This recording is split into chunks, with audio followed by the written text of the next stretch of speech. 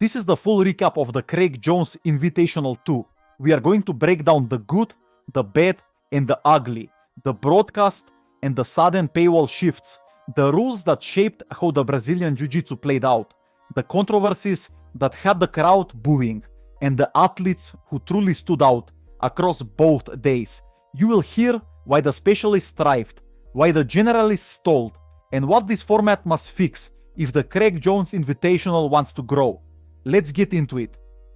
Chapter 1. Broadcast and Paywall. The Craig Jones Invitational 2 was announced to feel open and accessible, with both days originally planned as a free stream on the Beat Team Jiu-Jitsu YouTube channel, so fans could watch whenever they wanted. Right before the event, everything changed. Craig Jones sold the rights to Flow Grappling, and suddenly the show was free only while it was live. Once the weekend ended, the replay was pushed behind a paywall. For many fans, this was a shock, because Craig Jones built his image on standing against paywalls, and now his own event was inside one. It hit especially hard in Europe, where the show started late at night, and the rewatch window was short, so most people had no chance to finish even half before it disappeared. Flow Grappling clearly created urgency. Miss the cutoff and you pay the subscription, which many people in the United States can handle, but for a lot of European viewers, it felt much harder. As a business move, it was smart, but it cost rich and left a sour taste at the start of the weekend. Chapter 2. Production and Pacing. Day 1 opened with a replay from the first Craig Jones Invitational, Andrew Tate versus Cade Ruotolo. When fans were expecting new action from this weekend, not a throwback, and that choice killed the energy immediately. The arena seats were thin early, which is strange because this was not a prelim card.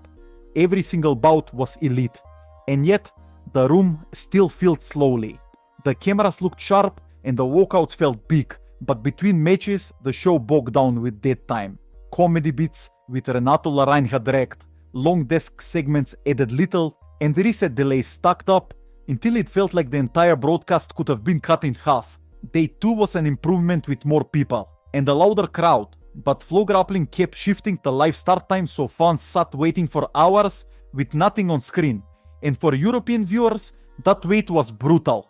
Then they repeated the same mistake with the cold open by replaying Andrew Tate versus Cade Ruotolo from Craig Jones Invitational 1 instead of showing a quick sizzle reel of Day 1 highlights from Craig Jones Invitational 2. Top threats, big moments, and what was at stake that day, which would have set the tone and preserved momentum. Chapter 3. Rules Explained. The rules were simple on paper, but heavy in effect. 8-minute rounds, no points, and if there was no submission, the judges decided, but they kept the score secret.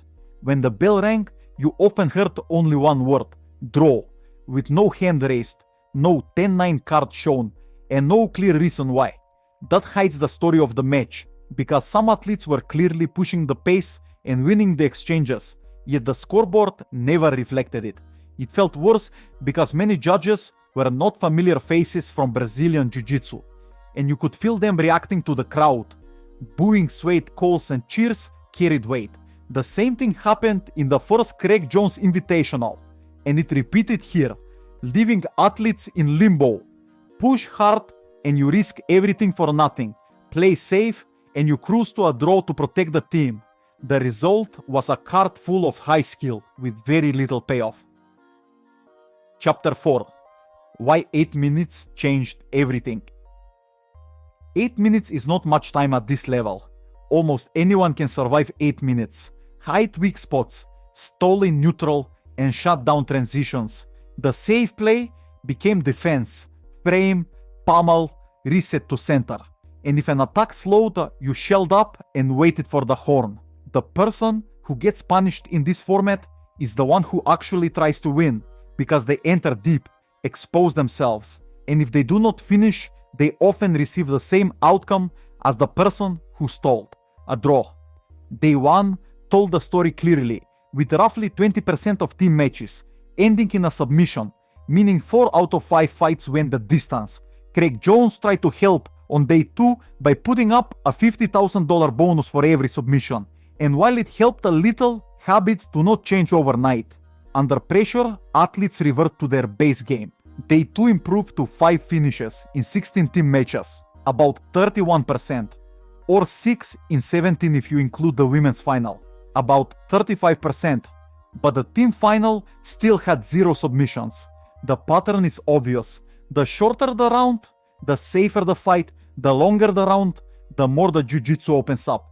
Guys, quick note in the middle of this. Because all of the matches now live behind the paywall, I cannot break them down on YouTube. So I am posting complete breakdowns of every bout from the Craig Jones Invitational 2 on my Patreon. And I also share free tips and study guides there every day. The link is in the description, and now we are going straight back to the recap. Chapter 5: Controversies. The most discussed call on day 1 was Tyler Pearman versus Giancarlo Bodoni, where Pearman attacked a tight outside heel hook. A single touch looked like a tap, and it was ruled a submission for Tyler Pearman, although many still debate whether that touch should count. In another moment, Joe Martinez had a sequence ruled a submission. Joe said he did not tap, but the official result stood as a tap.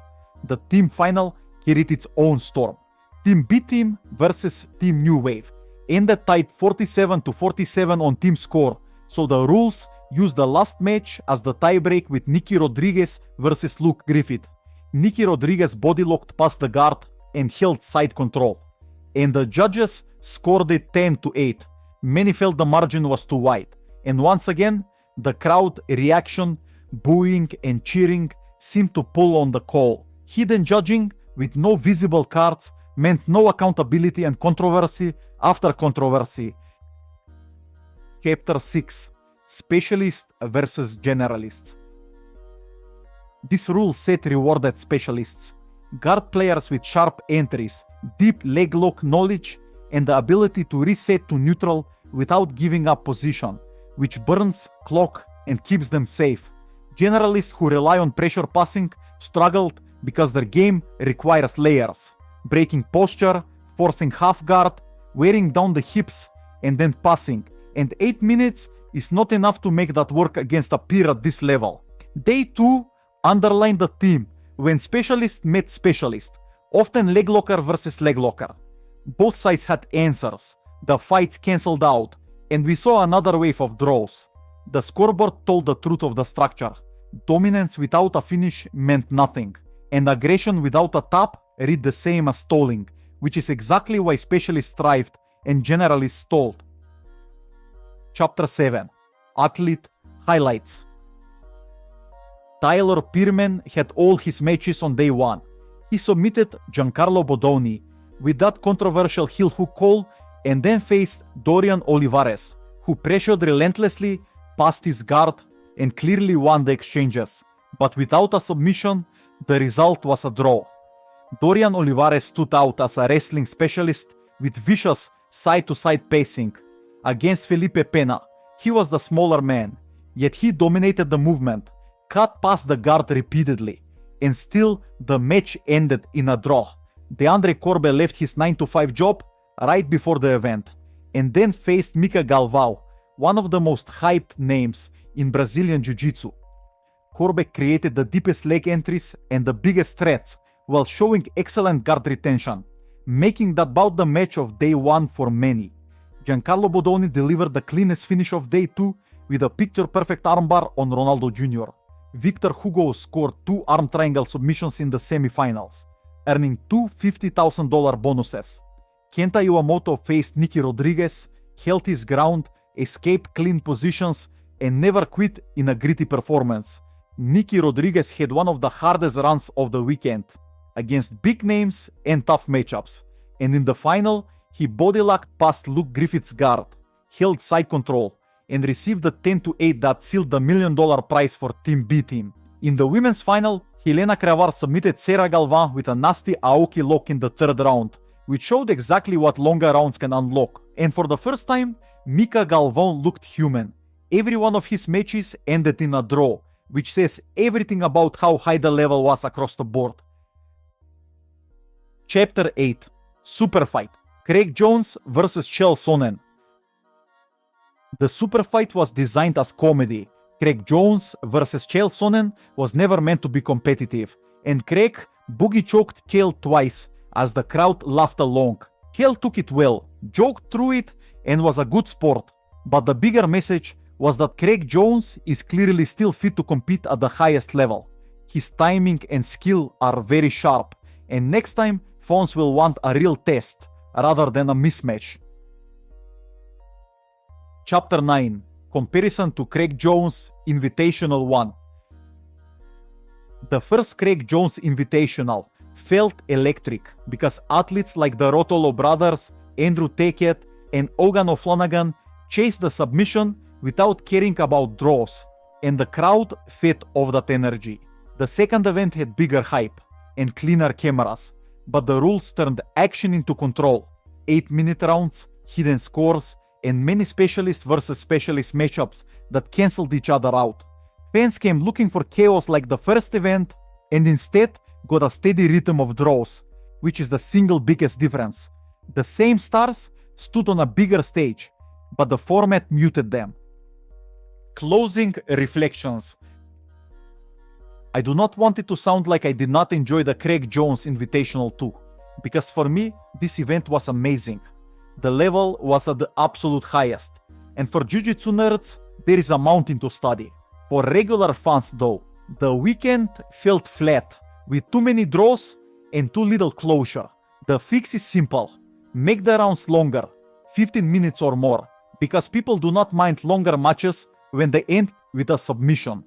That is where weaknesses show. The Craig Jones Invitational already has the athletes, the hype, and the stage. Now it needs the right rules to unlock everything. Guys, I will break down every single match from the Craig Jones Invitational 2 on my Patreon. Because all of the matches are behind the paywall on Flow Grappling, I cannot post the CJI breakdowns on YouTube. So if you want to watch them, the link is in the description. It is not just breakdowns either. I post free tips and study guides there every day. If this helped you, subscribe and turn on the bell so future lessons reach you automatically. It truly helps me keep making this for you. Thanks for watching. More breakdowns are on the way.